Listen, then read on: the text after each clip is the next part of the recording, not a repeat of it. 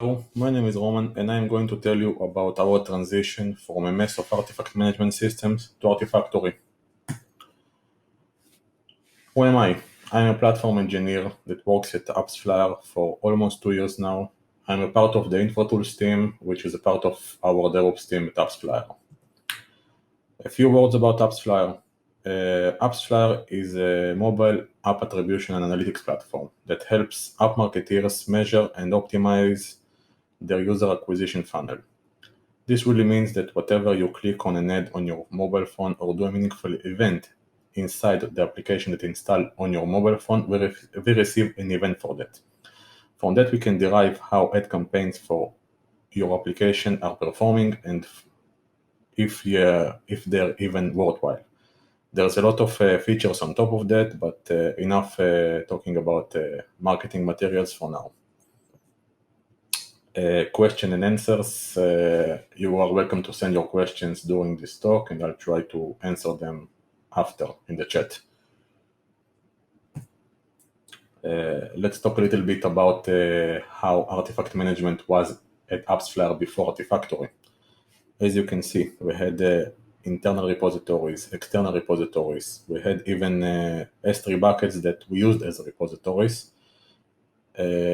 We didn't have documentation and we had a lack of repositories. For example, we didn't have pip repository. In one sentence, real mess. We had to configure different repositories for each project. Some of them even were public repositories. It looked like this, and a little bit of like spaghetti. Which problems does it bring?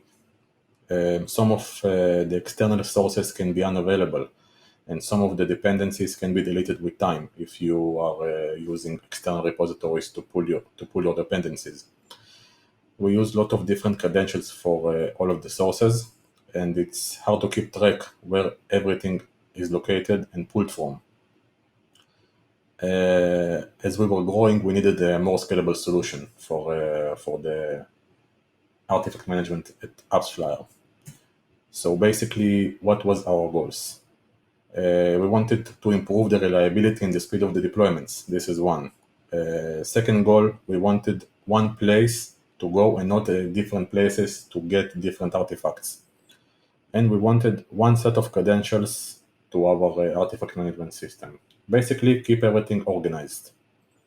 And we decided that we will use Artifactory to reach those goals. Let's talk a little bit about terminology.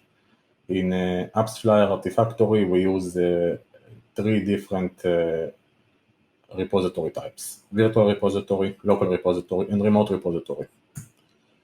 Local repositories basically physically locally managed repositories that you can deploy artifacts into. Remote repositories are just a proxy to a repository located on the different server. And the virtual repository aggregates several repositories under a common URL. Basically, most of the time we use the virtual repositories as our repositories, which aggregates all of our local and remote repositories that we have. So a little bit of our infra. Basically, we have 2 clusters and 1 mission control instance. We have one cluster in Europe. This is our main production cluster, which serves everything. And we have a DR cluster in US. Let's deep dive a little bit. The machines are provisioned with Terraform.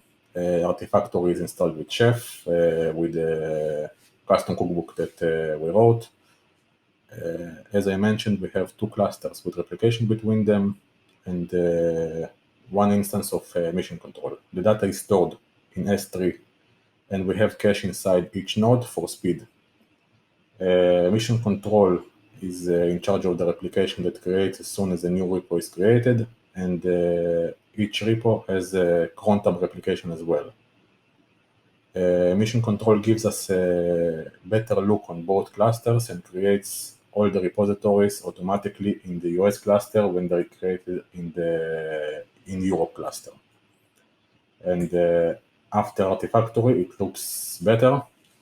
Everything is ordered in Artifactory. We control everything. Remember how it looked before? And now it looks like this, way better. Let's discuss a little bit about the POC we conducted before we decided to move on to Artifactory as our production solution for artifact management. It was conducted from several rounds of pooling and from pooling for Artifactory. First, it was more of a benchmark. We used 50 nodes, as you can see in this slide, to pull simultaneously from Artifactory and from our old registry. And after we increased it, and we call it as more of a load test, because we increased it to 300 nodes. Basically, the purpose was to check that Artifactory won't have worse performance that our current registries have.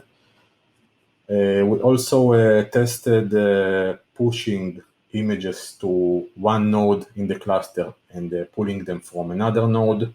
We tested pushing them from one node inside Europe cluster and try to pull them from US cluster. And we also tried killing and reviving one node, and we checked if if the node revives under a certain time. Everything was good with those tests. What are the added values that Artifactory brings us? Embedded documentation. No more need to ask how to deploy, where to deploy. Role-based access control. This is something that we needed. We just connected our LDAP to Artifactory, and all the users were there with all the teams. Everything was perfect. Retention. Before that, we didn't have the retention, and now we can clean up all the artifacts and save money, disk money. And the most important, one interface, one URL, one place that everything is organized at. I wanted to take several seconds to speak about the set me up menu, which serves us as a self-service. Before we were asked a lot of times, how do I deploy a certain repo? Now we can send the people who asked this question to the set me up menu, and it's like a self-service. All the data is there. Of course, we've built the operational dashboards with all the metrics we could grab from Artifactory, and we use it to check on all the clusters. And in case of we have a production issue, this is the first place that we go to check. Here's another Docker pull statistics, Docker push. We have everything goes to Grafana and presented. Of course, we also parse and ship all the logs from Artifactory to our central Kibana. You can see example in this slide. Let's speak a little bit about our migration process. So the migration was that we created local, virtual, and remote repositories in Artifactory, which the remote repositories we created proxied all the repositories, and now people didn't have to go to all the rest of the repositories. They just could go to Artifactory and get all the artifacts from the old repositories. Plus, when you pull from a remote repository, it caches the artifact in Artifactory. It means that no more going to external to public repositories. You just pull once from a public repository and everything is inside our VPC.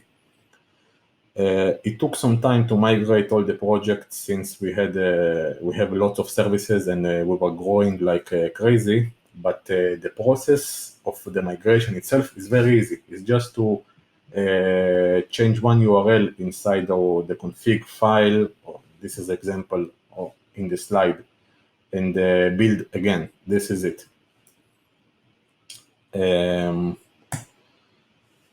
Now I want to show a small self-service we have for repository creation with Artifactory.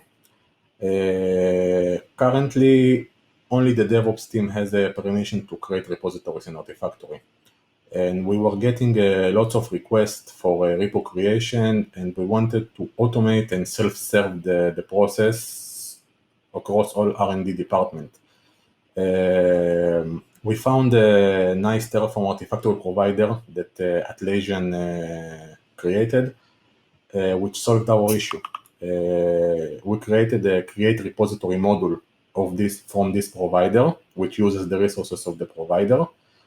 And basically, we use it as a self-service for the R&D members to create their own repositories. Basically, we just need to approve merge request, and everything is there. Naming convention, all the logs, the configuration is very simple. And the test, which come in a TF plain manner. Let me show you how it works first. Demo time. So basically, we have a repository, we have a module. You basically need to fill up repository name, package type, and repo type, and create a merge request. Here an example of a merge request. You create a merge request, and the CI pipeline starts, does all what it needs, and in the end, it creates a plan. For example, our plan is that we want to add a generic, local generic repository named presentation. You can see local generic presentation. After the plan is done, the merge request is approved. We have another pipeline, same as before, validate plan, but now we have also apply. After the apply part is done, the repository is created in Artifactory, and as you can see, the repository is created. Very good. We have self-service. We don't need to create manually repositories. Everything is backed up in Terraform. Even in case of the Artifactory will be deleted, we can restore all the repositories in 2 commands, plan and even 1 command. Just apply. And that's it. This was very easy. This is very easy for us to maintain, and everyone is happy from this solution. I wanted to talk a little bit about our future plans. Currently, our cluster don't use Docker Compose. We want to use Docker Compose because we can't upgrade. The way of the cookbook was written is giving us problems to upgrade, so we are currently changing our cookbooks to Docker Compose, which will give us upgradability, and we want to add a permission to our self-service, permission store in Artifactory. That's it. Thank you. You can ask your questions and I'll try to answer them. Thanks.